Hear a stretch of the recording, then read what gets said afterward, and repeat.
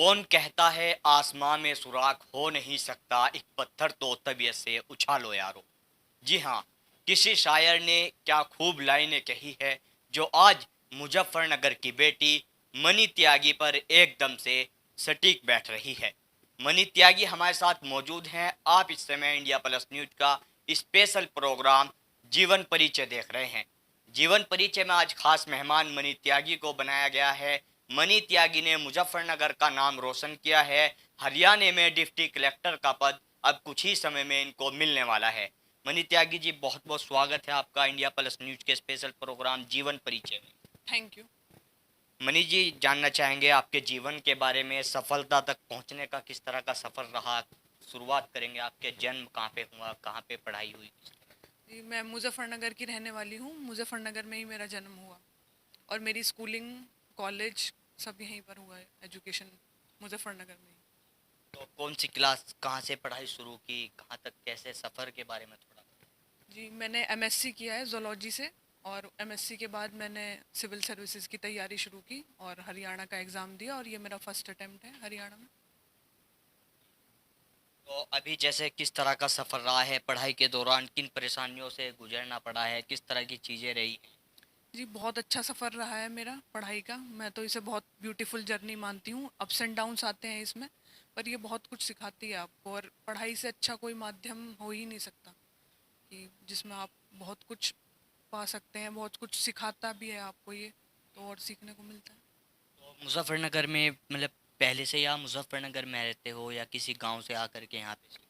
जी, काफ़ी सालों से हमारा परिवार मुजफ्फरनगर में ही रह रहा है। वैसे हमारा गांव रही है, मुजफ्फरनगर डिस्ट्रिक्ट में ही पड़ता है ये गांव, लेकिन हम लोग बेसिकली मुजफ्फरनगर में ही रहते हैं।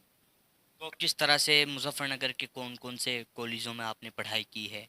जी, सबसे पहले मैंने कुंवर जगदीश प्रसाद हाई स्कूल से 10th किया। उसके बाद भागवंती सरस्वती विद्या मंदिर इंटर कॉलेज से 11th 12th की। फिर मैंने डीएवी डिग्री कॉलेज से बीएससी और एमएससी किया। उसके बाद कमल क्लासेस से सिविल सर्विसेज की कोचिंग ली। अच्छा, आपके परिवार में कौन कौन है। मेरे परिवार में इस समय तो मेरी मम्मी पापा और मेरा छोटा भाई है। पहले दादा दादी भी थे, लेकिन अनफॉर्चुनेटली लगभग 1.5 साल पहले उनकी डेथ हो गई। तो अभी हम 4 लोग हैं। पिताजी क्या काम। वो एडवोकेट हैं। भाई क्या किस चीज़ की तैयारी कर रहे मेरे भाई साइकोलॉजिस्ट बनना चाहते हैं, तो वो अभी बीए फाइनल ईयर में है। हैं। अगर आपकी माताजी की बात की जाए तो वो हाउस वाइफ हैं या। वो हाउसवाइफ है।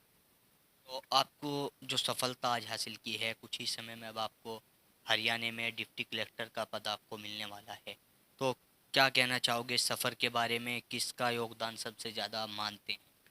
जी, इसमें बहुत लोगों का योगदान है। सबसे पहले तो मेरे टीचर्स का योगदान है, स्पेशली मेरे जो कोचिंग में मेरे सर हैं कमल त्यागी, उनका।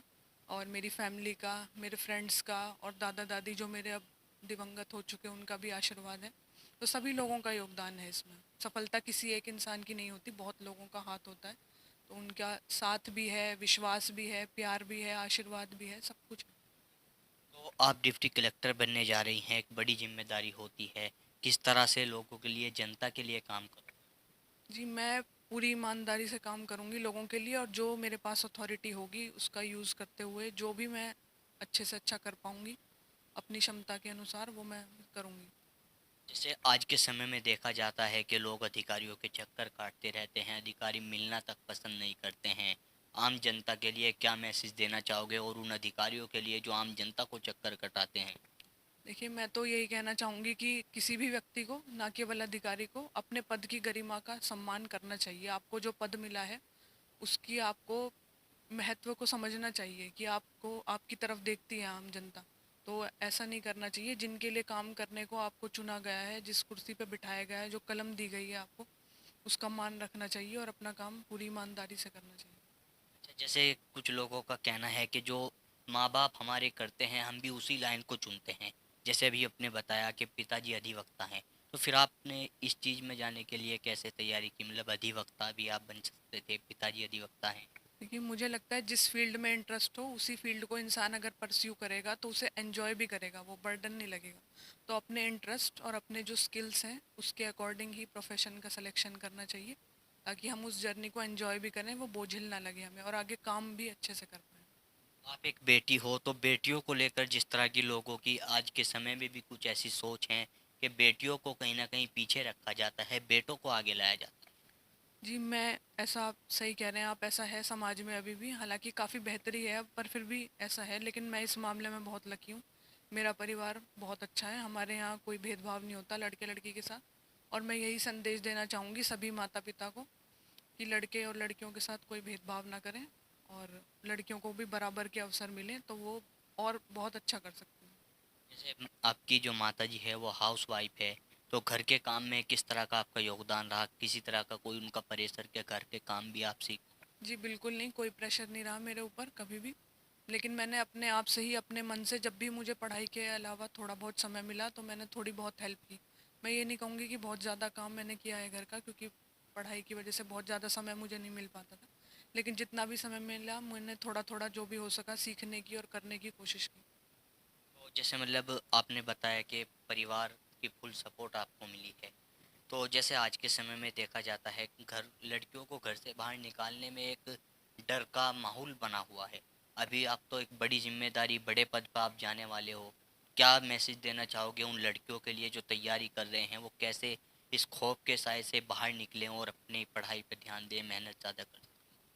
देखिए, खौफ के साए में जीने से तो काम नहीं चलता है, तो अपना काम तो करना ही पड़ता है। लेकिन हाँ, समाज को हमें और बेहतर बनाना होगा लड़कियों के लिए, खास करके उनकी सुरक्षा के लिए। तो सरकार, शासन, प्रशासन को इस बात पे विशेष ध्यान देना चाहिए, ताकि केवल सुरक्षा के मुद्दे की वजह से माता पिता जो है वो डर के अपनी बेटियों को घर में ही ना रोक लें, और उनकी प्रतिभा जो है वो दबी ना रह जाए। जिस पद पर आप जाने वाले हैं एक बड़ी जिम्मेदारी होती है। कई बार आज के समय में तो देखा जाता है कि बहुत सारे तो किसान संगठन हैं, अलग अलग पार्टी के लोग प्रेशर बनाते हैं। जैसे आप मुजफ्फरनगर के हो, तो हाल ही में मुजफ्फरनगर में भी आंदोलन चल रहा है। अगर आपके सामने इस तरह की सिचुएशन आती है तो किस तरह से उससे निकला जाए? देखिए, हमें जो हमारे दायरे हैं कानून के, संविधान के, उन दायरों में रहते हुए ही हमें अपना काम करना चाहिए, अधिकारों का प्रयोग करना चाहिए, चाहे वो आम जनता हो या अधिकारी हो। अपने अधिकारों के दायरे से किसी को बाहर नहीं निकलना चाहिए। लोग अधिकारियों के बारे में कहते हैं कि जिस सरकार के दबाव में वो काम करने लगते हैं। जी, ऐसा हो जाता है कई बार, पर मैंने जैसे कि कहा कि सभी को कानून के दायरे में रहते हुए ही अपने अधिकारों का प्रयोग करना चाहिए, तो किसी को भी किसी और के दायरे में अनावश्यक हस्तक्षेप नहीं करना चाहिए। मुजफ्फरनगर में आप रहते हैं, मुजफ्फरनगर का नाम रोशन आपने आज किया है। मुजफ्फरनगर की कौन कौन सी महान हस्ती अब तक आपको बधाई देने के लिए आई है? मुजफ्फरनगर में प्रदेश सरकार के भी मंत्री हैं, केंद्र सरकार के भी मंत्री हैं। जी, काफ़ी लोग आए हैं बधाई देने के लिए, हमारे परिजन और जो समाज के लोग हैं, हमारे जानकार, सभी लोग आए हैं, बहुत बहुत लोग आए हैं। तो आज किस तरह की खुशी का इजहार आप करना चाहोगे, और जो बच्चे तैयारी कर रहे हैं उनके लिए कोई मैसेज, परिवार के लिए जो आज तक खुशी का इजहार न कर पाए हो हमारे माध्यम से? जी, खुशी का अवसर तो है ही, और साथ साथ में जिम्मेदारी भी है, एक बड़ी जिम्मेदारी भी आई है। तो ये जिम्मेदारी अगर मैं अच्छे से निभा पाऊंगी तो और खुशी होगी, मुझे भी, परिवार को भी, और जो भी लोग मुझसे उम्मीद रखते हैं।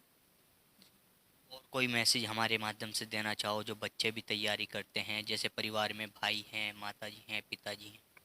जी, मैं कहना चाहूँगी कि जो भी आप करना चाहें, अपना एक अच्छा उद्देश्य बनाइए और ईमानदारी के साथ उसमें लगे रहिए, और बाद में भी अपना ईमानदारी से काम करते रहिए।